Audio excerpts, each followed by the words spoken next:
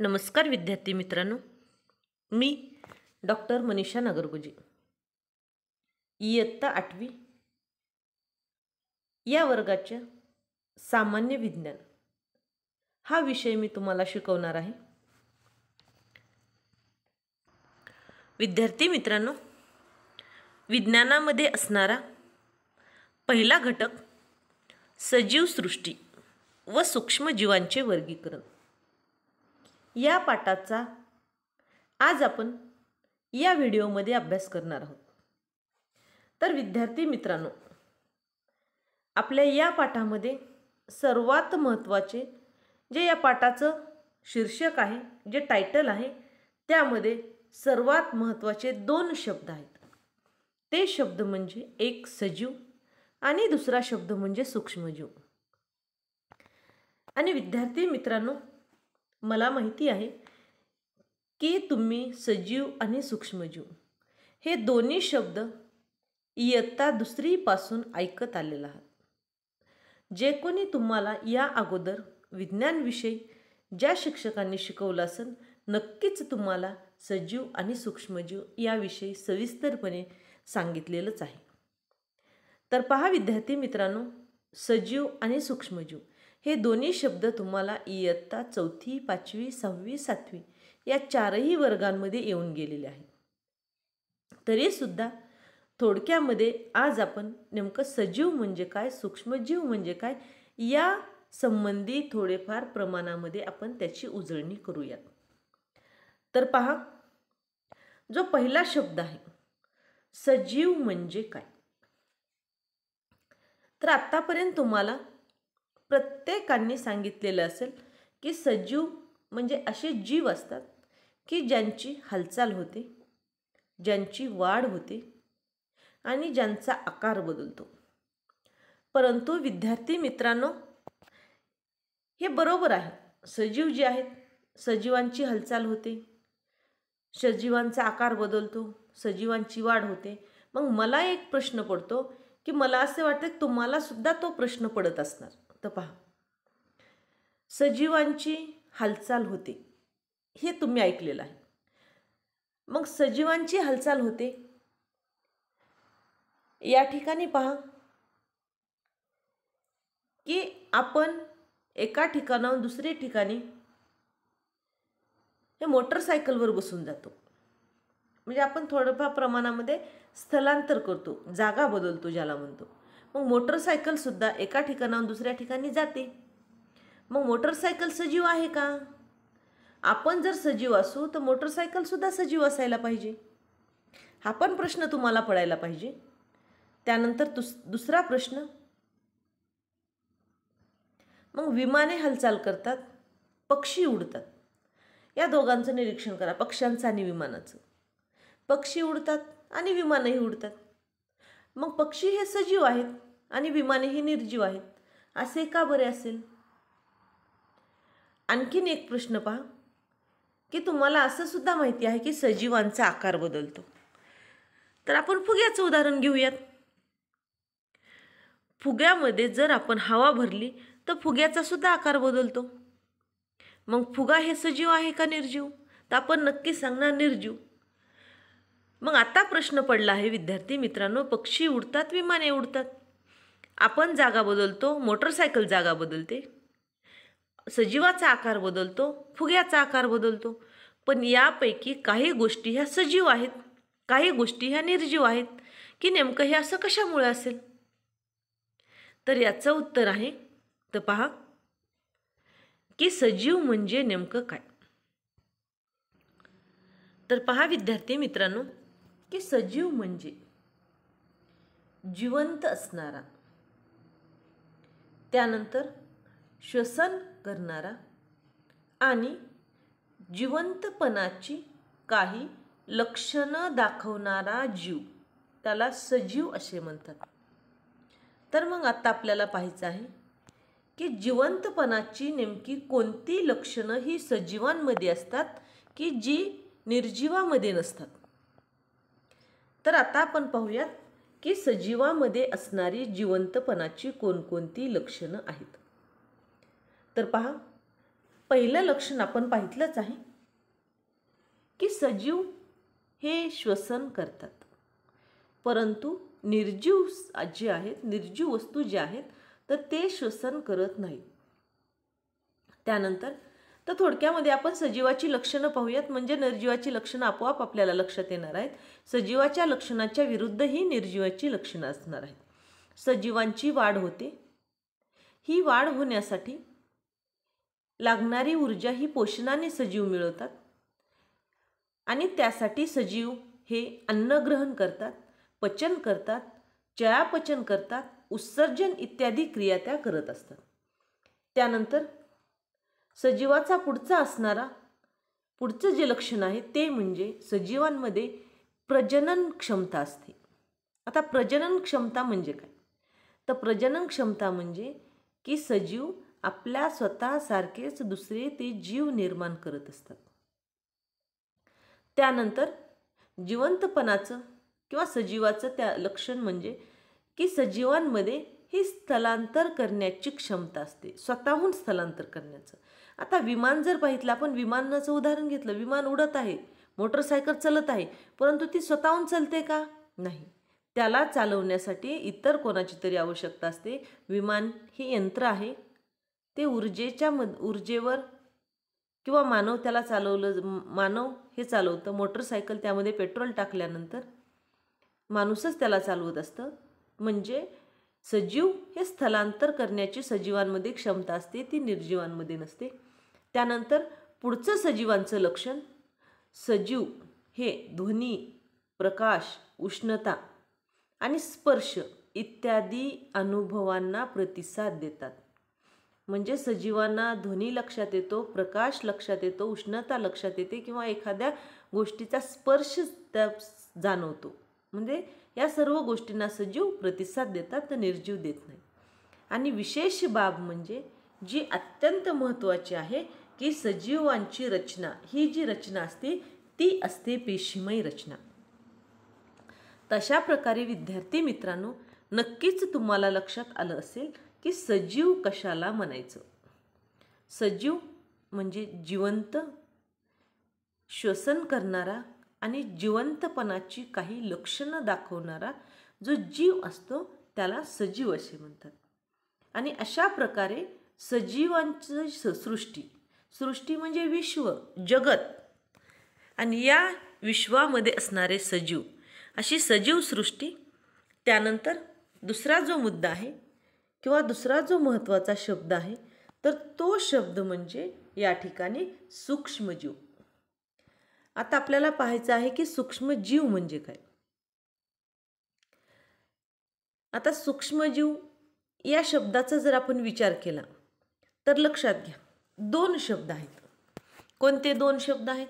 एक आहे सूक्ष्म आणि दुसरा आहे जीव. पहा, आता जीव म्हणजे सजीव थोडक्यामध्ये आपण पाहितलं, आणि सूक्ष्म म्हणजे काय?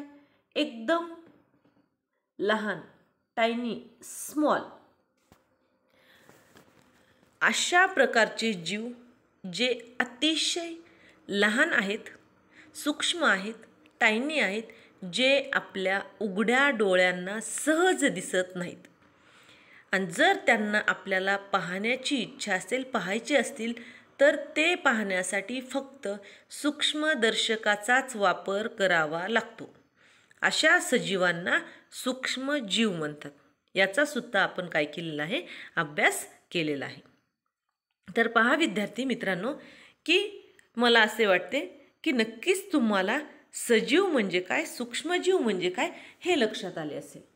आणि अशाच प्रकारे आजच्या या पाठामध्ये आपल्याला सजीव सृष्टी नेमकी काय आहे, त्यानंतर सूक्ष्मजीव काय आहेत, सजीव सृष्टीचं आणि सूक्ष्मजीवांचं कशा पद्धतीनं वर्गीकरण केलेले आहे, वेगवेगळ्या प्रकारे गट पाडलेले आहेत, वेगवेगळ्या प्रकारे त्यांचं विभाजन केलेलं आहे. वर्गीकरण म्हणजे थोडक्यात गट किंवा विभाजन, हे आपल्याला या पाठामध्ये पाहायचं आहे. परंतु या पाठाला सुरुवात करण्यापूर्वी आणखीन एक महत्त्वाच्या गोष्टीचा आपल्याला अभ्यास करायचा आहे. तर तो कोणता असेल तर ते पहा. अशा प्रकारे तुमच्या पाठ्यपुस्तकामध्ये थोडे आठवा म्हणून चित्र आहे, आणि थोडे आठवा आणि ते थोडंसं काय आठवायचं आहे तर या 3 प्रश्नाची उत्तरं तुम्हाला आठवायची आहेत. तर पहा, आता हे 3 प्रश्न कोणते आहेत? पहिला प्रश्न आहे, सजीवांच्या वर्गीकरणाचा पदानुक्रम कोणता आहे? दुसरा प्रश्न आहे, सजीवांना नाव देण्याची द्विनाम पद्धती कोणी शोधली?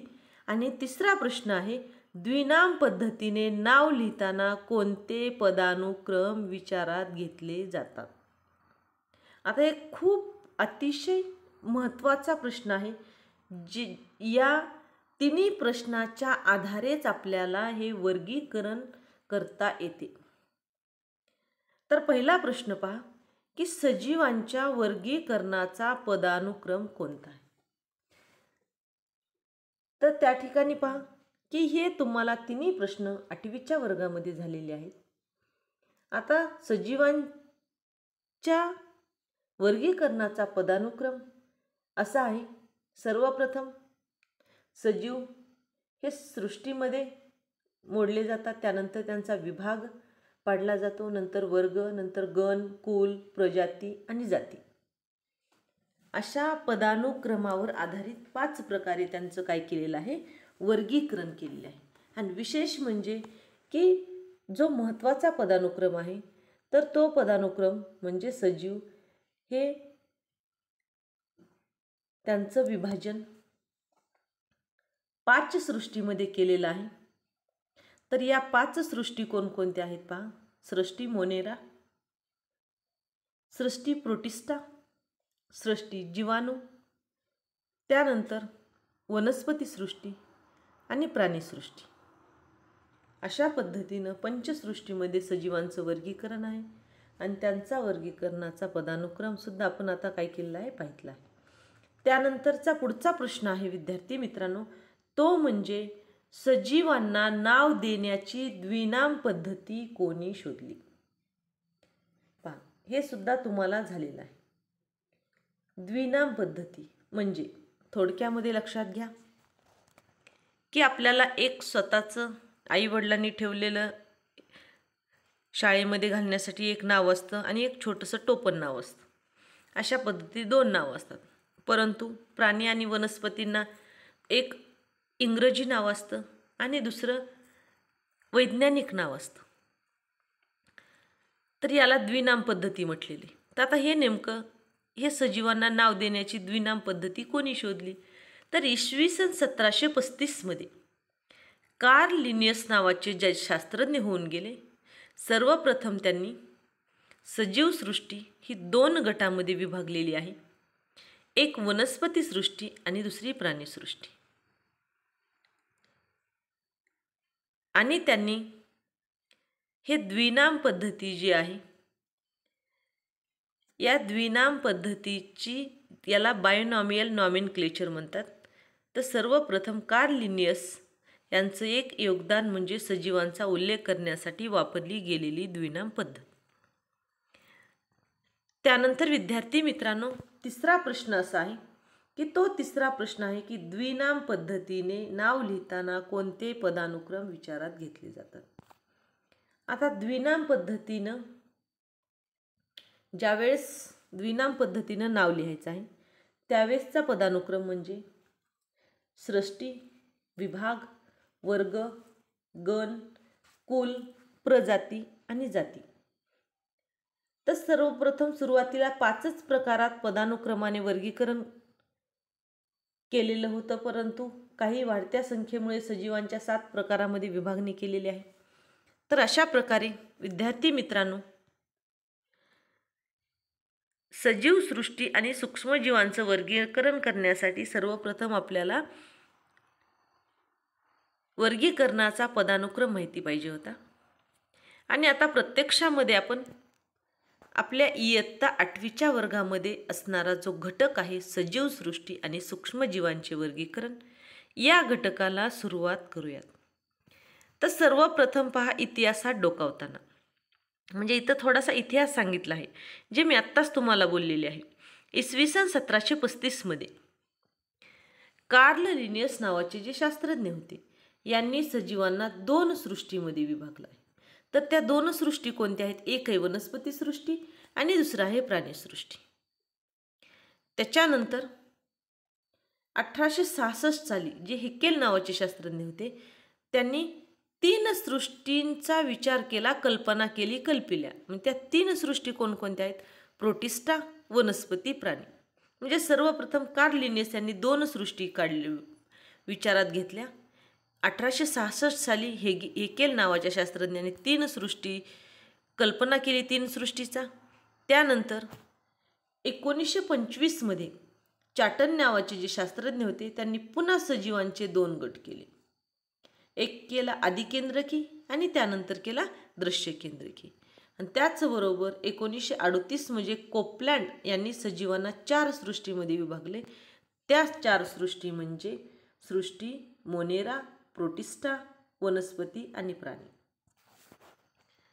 अशा पद्धतीनं हा जो थोडक्यात इतिहास आहे तो इयत्ता 7वीच्या वर्गामध्ये तुम्हाला झालेला आहे.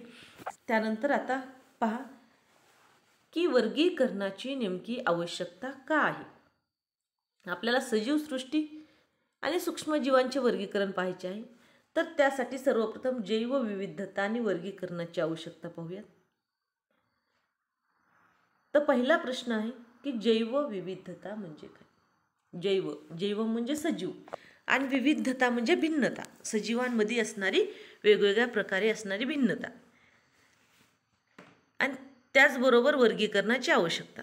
आता मागील इयत्तेमध्ये आपण पाहितले आहे की भौगोलिक प्रदेश म्हणजे वेगवेगळ्या ठिकाणचा असणारा प्रदेश, त्यानंतर प्रत्येक प्राण्यांची अन्नग्रहण करण्याची पद्धती, त्यांच्या वेगवेगळ्या प्रकारचे राहण्याची ठिकाणे म्हणजे संरक्षण, अशा विविध कारणांनी काय झालेलं आहे, पृथ्वीवरील सजीवामध्ये अनुकूलन झालेले आढळते.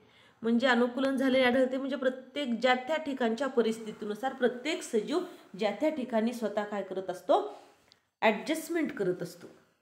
ॲडॅप्टेशन म्हणतात त्याला, की स्वतःमध्ये बदल करून घेतो. आता जम्मू काश्मीरमधली लोक बर्फाळ प्रदेशात राहतात, आपण मध्यम उष्णतेच्या पट्ट्यात राहतो. तर ज्या त्या ठिकाणी गेल्यानंतर लोक काय करतात, ज्या त्या ठिकाणी ॲडॅप्टेशन करतात, स्वतःमध्ये अनुकूलन करून घेतात. मग अनुकूलन साधताना एकाच जातीच्या सजीवात विविध बदल झालेले दिसतात. म्हणजे जरी एकाच जातीचे सजीव असले, म्हणजे आता आपण उदाहरण घ्या, आपण माणूस आहोत. जेवढे काही विश्वामध्ये या सृष्टीमध्ये जेवढे काही मानव आहेत ते सर्व एकाच जातीचे आहेत, परंतु प्रत्येक ठिकाणी वेगवेगळ्या भौगोलिक प्रदेशानुसार त्यांनी स्वतःमध्ये बदल करून घेतलेला आहे. आफ्रिकामधले लोक पहा, अमेरिकेमधले लोक पहा, इंग्लंडमधले लोक पहा, भारतामधील लोक पहा. विशेष म्हणजे भारतातलंच उदाहरण घ्या, केरळकडले लोक, काश्मीरमधले, त्यानंतर राजस्थानमधले, मध्य महाराष्ट्रामधले, असे यांच्यामध्ये सुद्धा तुम्हाला काय दिसेल, थोड्याफार प्रमाणामध्ये चेंजेस दिसेल. आणि अनुकूलन साधताना एकाच जातीचे जे सजीव आहेत त्यांनी सुद्धा काय केलं, त्यांच्यामध्ये स्वतःमध्ये विविध असे बदल करून घेतलेले आहेत, बदल झालेले आहेत. आणि 2011ची जी जनगणना झाली, तर त्या 2011च्या जनगणनेनुसार पृथ्वीवरील जमीन व समुद्र यामधील सर्व सजीव मिळून जवळजवळ 87 दशलक्ष जाती ह्या ज्ञात आहेत. लक्षात घ्या, म्हणजे जी 2011ची जनगणना झाली, तर या जनगणनेमध्ये पृथ्वीवर जमीन, समुद्र या सर्वांमधले सर्व सजीव मिळून सध्या तरी आपल्या पृथ्वी तलावर 87 दशलक्ष जाती आपल्याला माहिती आहे. आणि एवढ्या प्रचंड संख्येने असणाऱ्या सजीवांचा अभ्यास करण्यासाठी, कारण एवढे सगळे प्रचंड सजीव आहेत, यांना जर एकाच जातीनं ओळखलं तर गोंधळ होऊन जाईल. म्हणून या सजीवांचा काय करायचं होतं, त्यांच्या गटामध्ये विभागणी व्हायला पाहिजे होती, अशी गरज भासली. या गटामध्ये विभागणी व्हायला हवी अशी गरज भासली. आणि सजीवामधील साम्य आणि फरक, साम्य म्हणजे सारखेपणा, फरक म्हणजे वेगळेपणा लक्षात घेऊन त्यांनी त्यांचं काय झालं, वेगवेगळे गट आणि उपगट असे करण्यात आले. आणि सजीवांचे गट आणि उपगट बनवण्याची जी प्रक्रिया आहे त्याच प्रक्रियेला जैविक वर्गीकरण असे म्हणतात. लक्षात घ्या विद्यार्थी मित्रांनो, जैविक वर्गीकरण म्हणजे काय, असा तुम्हाला परीक्षेमध्ये प्रश्न विचारला जाऊ शकतो. तर जैविक वर्गीकरण म्हणजे, जैव म्हणजे सजीव थोडक्यात, मग सजीवांचे वर्गीकरण म्हणजे गट आणि उपगट पाडणे. तर जैविक वर्गीकरण म्हणजे सजीवांचे गट व उपगट बनवण्याची जी प्रक्रिया आहे त्या प्रक्रियेला काय म्हणायचं? जैविक वर्गीकरण असे म्हणायचं. त्यानंतर विद्यार्थी मित्रांनो, जे रॉबर्ट हार्डिंग व्हिटाकर नावाचे शास्त्रज्ञ होते, हे अमेरिकन परिस्थितिकी म्हणजे इकॉलॉजिस्ट होते. त्यांनी इसवी सन 1969 मध्ये सजीवांची 5 गटामध्ये विभागणी केलेली आहे. आता तुम्हाला सर्वात महत्त्वाचा प्रश्न विचारला जातो, पंचसृष्टी ज्याला म्हणतात, पंचसृष्टी. तर या व्हिटाकर यांनी 5 गटामध्ये सजीवांची विभागणी केलेली आहे. ते पण कशाच्या आधारे पहा. 5 जे गट आहेत ते वेगळे. कोणते? सृष्टी मोनेरा, सृष्टी प्रोटिस्टा, सृष्टी कौके ज्याला जीवाणू आपण म्हटलं होतं या अगोदर, त्यानंतर सृष्टी वनस्पती आणि सृष्टी प्राणी. म्हणजे अशी असणारी पंचसृष्टी. कुणाची? व्हिटाकर यांची पंचसृष्टी. व्हिटाकर यांनी सजीवाचं वर्गीकरण कशामध्ये केलेलं आहे? 5 सृष्टीमध्ये. आणि या प्रत्येकाची लक्षणं आपल्याला पुढे अभ्यासायची आहेत. सृष्टी मोनेरामध्ये कोणते जीव येतात? प्रोटिस्टामध्ये कोणते सजीव येतात? कौकांमध्ये कोणते येतात? वनस्पतीमध्ये कोणते येतात? प्राण्यामध्ये कोणते येतात? म्हणून लक्षात घ्या, सजीवांचे वर्गीकरण हे 5 सृष्टीमध्ये केलं आहे. ते पण व्हिटाकर यांनी मोनेरा, सृष्टी प्रोटिस्टा, सृष्टी कौके, वनस्पती आणि प्राणी. आणि हे जे वर्गीकरण केलं आहे, तर हे वर्गीकरण असंच काहीतरी नावं सुचले आणि ते नावं दिले, हे प्राणी उचलले या गटात टाकले, ते प्राणी उचलले त्या गटात टाकले, असे न करता त्यांनी सर्वप्रथम प्राण्यांचा अभ्यास केला. कुणी? व्हिटाकर यांनी. व्हिटाकर यांनी अभ्यास करून काही निकष त्यांनी विचारात घेतले प्राण्यासंबंधी. मग हे कोणकोणते निकष आहेत? 5 निकष आहेत पहा. सर्वप्रथम त्यांनी पेशीची जटिलता पाहिली, कॉम्प्लेक्झिटी ऑफ सेल स्ट्रक्चर. काय केलं? सर्वप्रथम पेशींची रचना. पेशी कशा आहेत? एकपेशी सजीव आहेत का बहुपेशी सजीव आहेत? कॉम्प्लेक्झिटी म्हणजे त्यांच्यामध्ये असणारा गुंतागुंत ही पाहिली. आणि या पेशींच्या रचनेवरून, पेशीच्या जटिलतेवरून, पेशींच्या गुंतागुंतीवरून 2 गटामध्ये सजीवांचे वर्गीकरण केले. तर हे 2 गट कोणते आहेत? एक आहे आदिकेंद्रकी पेशी आणि दुसरा आहे दृश्य केंद्रकी पेशी. मग आदिकेंद्रकी पेशी म्हणजे ज्या पेशींमध्ये केंद्रक हे प्रेझेंट नसतं, ॲब्सेंट असतं, म्हणजे केंद्रकच नसतं आदिकेंद्रकी पेशीमध्ये. आणि दृश्य केंद्रकी पेशीमध्ये केंद्रक हे स्पष्टपणे दिसते. अशा पद्धतीनं पेशीची जटिलता लक्षात घेऊन पहिल्या या निकषानुसार सजीवांचं 2 गटात वर्गीकरण केलेलं आहे, आदिकेंद्रकी पेशी आणि दृश्य केंद्रकी पेशी. त्यानंतर दुसरा जो निकष घेतलेला आहे तो म्हणजे सजीवांचा प्रकार. पेशींची रचना केली, पेशींच्या रचनेपासून 2 गट पाडले. त्यानंतर सजीवांचा प्रकार पाहितला. आता सजीवांचा प्रकार कशावरून पाहितला? की ते सजीव एकपेशी आहेत का बहुपेशी आहेत? एकपेशी सजीव आणि बहुपेशी सजीव अशा सजीवांच्या प्रकारावरून व्हिटाकर यांनी त्यांची आणखी 2 गटामध्ये विभागणी केली. एकपेशी बाजूला काढली, बहुपेशी बाजूला काढली. त्यानंतर तिसरा जो निकष आहे, तिसरा निकष असा आहे की प्रत्येक सजीवाचा पोषणाचा प्रकार कसा आहे, मोड ऑफ न्यूट्रिशन. आणि त्या सजीवाच्या पोषणाच्या प्रकारावरून त्यांनी सजीवांचे वेगवेगळे गट पाडले. तर 3 गट आहेत पहा. एक स्वयंपोषी सजीव म्हणजे वनस्पती येतात की जे प्रकाश संश्लेषण क्रिया करून स्वतःचे अन्न स्वतः तयार करणारे सजीव. मग असे कोणते आहेत? तर ते आहेत वनस्पती. त्यानंतर परपोषी सजीव. आता परपोषी सजीव 2 प्रकारचे आहेत, एक भक्षण करणारे आणि दुसरं मृतावशेषातून अन्न शोषण करणारे. मग परपोषी जे मृतावस्थेमधून म्हणजे वनस्पती आणि प्राणी यांचा अंत झाल्यानंतर, ते जमिनीत गाडले गेल्यानंतर त्यावर जिवंत राहणारे ते आहेत कौके. मग या मृतावशेषातून अन्न शोषण करणारे जे परपोषी आहेत ते आहेत कवके, आणि भक्षण म्हणजे इतर सजीवांचं भक्षण करून जगणारे ते आहेत प्राणी. म्हणजे यावरून पोषणाच्या प्रकारावरून त्यांनी आणखी 3 गटामध्ये वर्गीकरण केलेलं आहे. त्याचबरोबर पुढचं आहे तो म्हणजे लाईफस्टाईल, सजीवांची जीवन पद्धती लक्षात घेऊन विटाकर यांनी सजीवांचं वर्गीकरण 3 गटामध्ये केलेलं आहे: उत्पादक, भक्षक आणि विघटक. उत्पादक म्हणजे स्वतःचं अन्न स्वतः तयार करणारे, भक्षक म्हणजे जे दुसऱ्यावर अवलंबून असणारे, आणि विघटक असणारे. विघटक म्हणजे या ठिकाणी एखाद्या पदार्थाचं विघटन करून त्यावर जगणारे, परपोषी थोडक्यात. आणि 5वा जो निकष आहे, 5वा निकष तो म्हणजे वर्गानुवंशिक संबंध, फायलोजेनेटिक रिलेशनशिप. ते सजीव आदिकेंद्रकी ते दृश्यकेंद्रकी आणि एकपेशी ते बहुपेशी अशा पद्धतीनं सजीवांचं वर्गीकरण करताना जे विटाकर होते, तर या विटाकरनी 5 निकष लक्षात घेतले: पेशीची जटिलता, सजीवांचा प्रकार, पोषणाचा प्रकार, जीवन पद्धती आणि अनुवंशिक संबंध. आणि या 5 निकषाच्या आधारे 5 सृष्टीमध्ये, पंचसृष्टीमध्ये वर्गीकरण केलं. एक सृष्टी मोनेरा, त्यानंतर दुसरी सृष्टी प्रोटिस्टा, सृष्टी कवके, सृष्टी वनस्पती आणि सृष्टी प्राणी. अशा पद्धतीने विद्यार्थी मित्रांनो तुम्हाला प्रश्न विचारला जाऊ शकतो. सजीवांचं वर्गीकरण हे 5 गटामध्ये विभागणी केली. असे 5 गट कोणते आहेत किंवा 5 सृष्टी कोणत्या आहेत?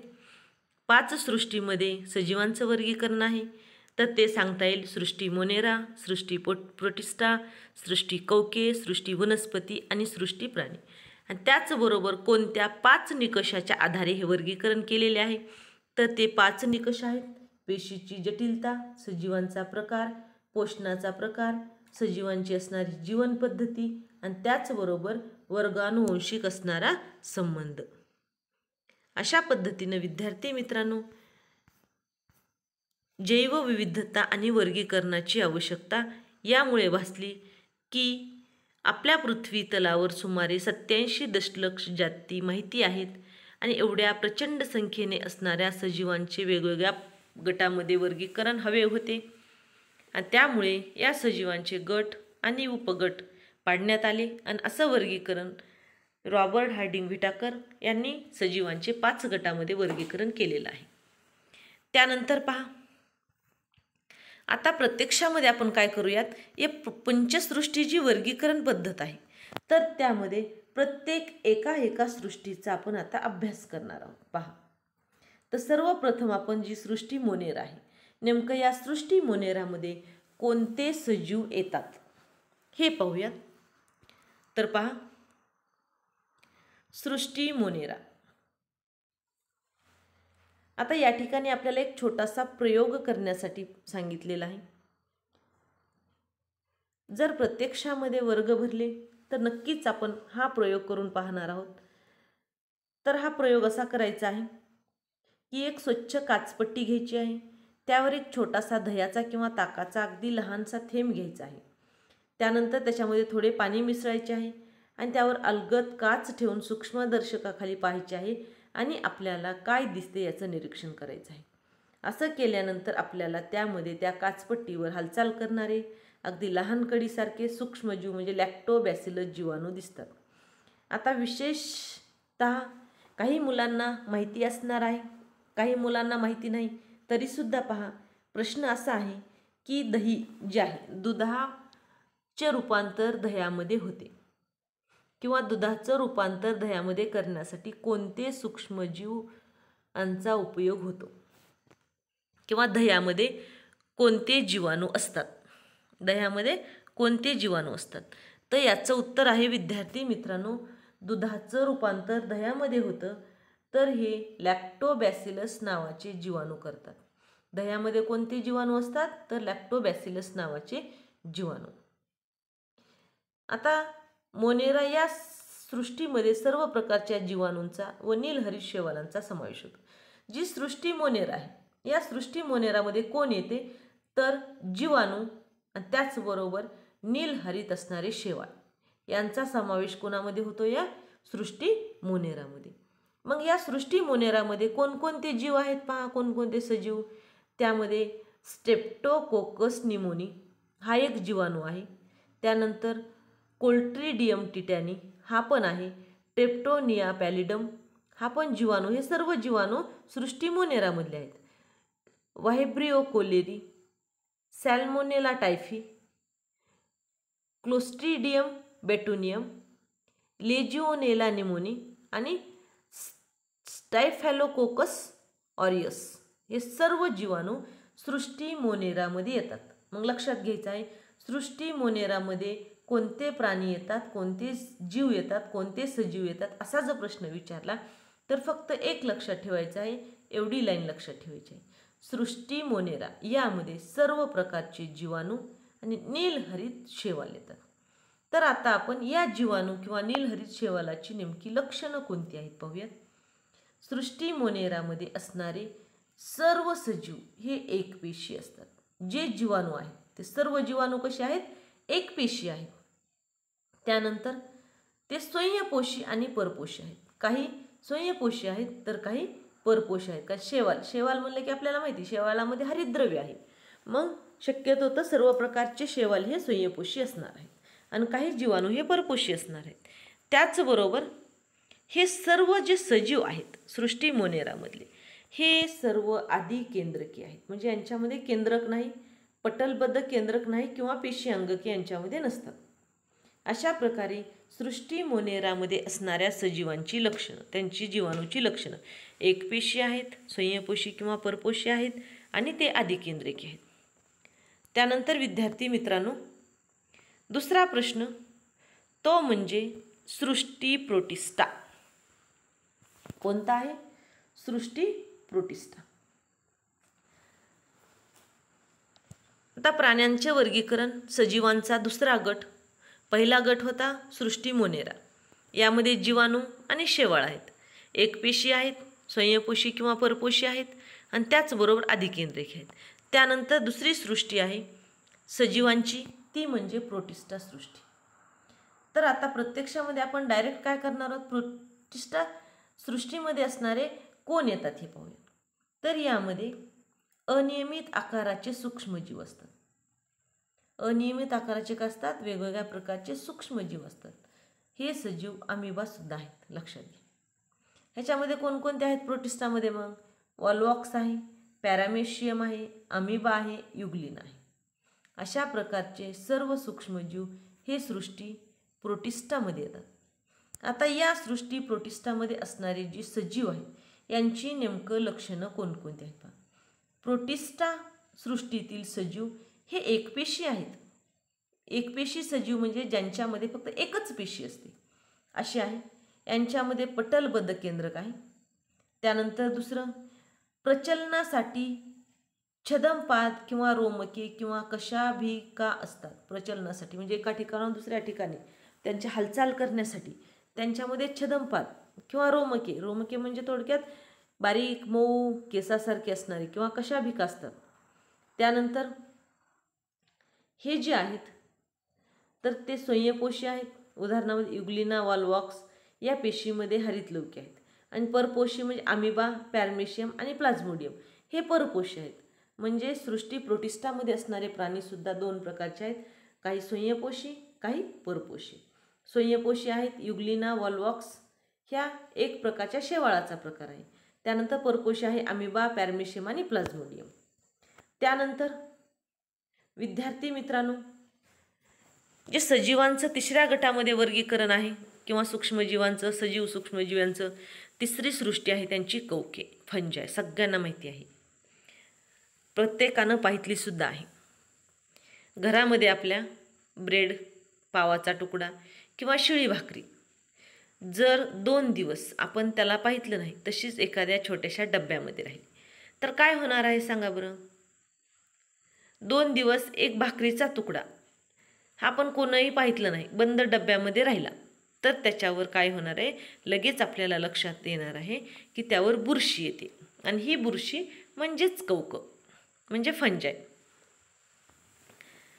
या सृष्टी कवकामध्ये कोण असतं तर हे बुरशी आहे.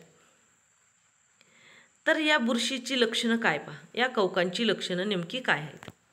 या कवक सृष्टीत परपोषी, असंश्लेषी, दृश्य केंद्रकी सजीवांचा समावेश होतो. या सृष्टी कवकामध्ये असणारे जे सजीव आहेत परपोषी आहेत, दुसऱ्यावर अवलंबून. आपल्याला माहिती आहे बुरशी कशावर वाढते, पावावर, ब्रेडच्या तुकड्यावर किंवा अन्नाचे जे काही कण असतील तर त्यावर काय होतं, बुरशी वाढते. ती असंश्लेषी आहे म्हणजे स्वतःच अन्न स्वतः तयार करत नाही, दुसऱ्यावर अवलंबून आहे, दृश्य केंद्रिक आहे आणि विशेष म्हणजे यामध्ये केंद्रक आहे. त्यानंतर बहुसंख्य कवके हे मृत्योपजीवी आहेत. मृत्योपजीवी म्हणजे मृत सजीवांच्या शरीरावर स्वतःचं पोषण करणारे, कुजलेल्या कार्बनी पदार्थावर जगणारे, त्यांना मृत्योपजीवी म्हणतात. त्यानंतर कवकांची पेशीभित्तिका ही कायटिन नावाच्या शर्करेपासून तयार झालेली. या गोष्टी लक्षात ठेवायची, प्रत्येक सृष्टीची लक्षणं लक्षात ठेवायची तुम्हाला. विद्यार्थी मित्राला लिहून घ्यायची आहेत आणि त्याचबरोबर ती पाठ करायची आहे. आणि त्यानंतर जे कवक आहे ही कवके तंतुरूपी असून पेशी द्रव्यात असंख्य केंद्रके आहेत त्यांच्या.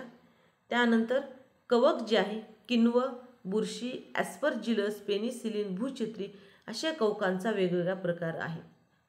किण्व, बुरशी, ॲस्परजिलस, पेनिसिलिन, भूचित्र हे सर्व कवके आहेत. आणि व्हिटाकर नंतर वर्गीकरणाच्या काही पद्धती मांडल्या गेल्या तरी आजही अनेक शास्त्रज्ञ हे व्हिटाकर यांच्या पंचसृष्टी वर्गीकरणालाच प्रमाण मानतात आणि हे या पद्धतीचे यश आहे. तर विद्यार्थी मित्रांनो पहा, पंचसृष्टी आहे व्हिटाकर यांनी मांडलेली पंचसृष्टी, परंतु तुम्हाला इयत्ता 8वीच्या वर्गाला फक्त 3च सृष्टीचा अभ्यास आहे. लक्षात घ्या, 3 सृष्टी. सजीव सृष्टी 3, सजीव सृष्टीचं वर्गीकरण 5 गटात आहे, परंतु तुम्हाला 5 गट तुम्ही पाहितले आहेत. सजीव सृष्टीचे 5 गट, 1 मोनेरा, प्रोटिस्टा, कवके, वनस्पती, प्राणी. परंतु ह्या 2 सृष्ट्या या बाकीच्या 3 सृष्ट्यापेक्षा अतिशय महत्त्वाच्या आणि प्रमाणामध्ये मोठ्या आहेत. म्हणून यांचा अभ्यास तुम्हाला इयत्ता 9वीच्या वर्गाला करायचा आहे. एक सेपरेट चॅप्टर आहे यावर. म्हणून 8वीच्या वर्गामध्ये आपल्याला फक्त 3च सृष्टी आहेत. सृष्टी मोनेरा, सृष्टी प्रोटिस्टा आणि कवके. आत्ताच आपण पाहिलं आहे. सृष्टी मोनेरामध्ये सर्व प्रकारचे जीवाणू, प्रोटिस्टामध्ये एकपेशी सजीव आहेत.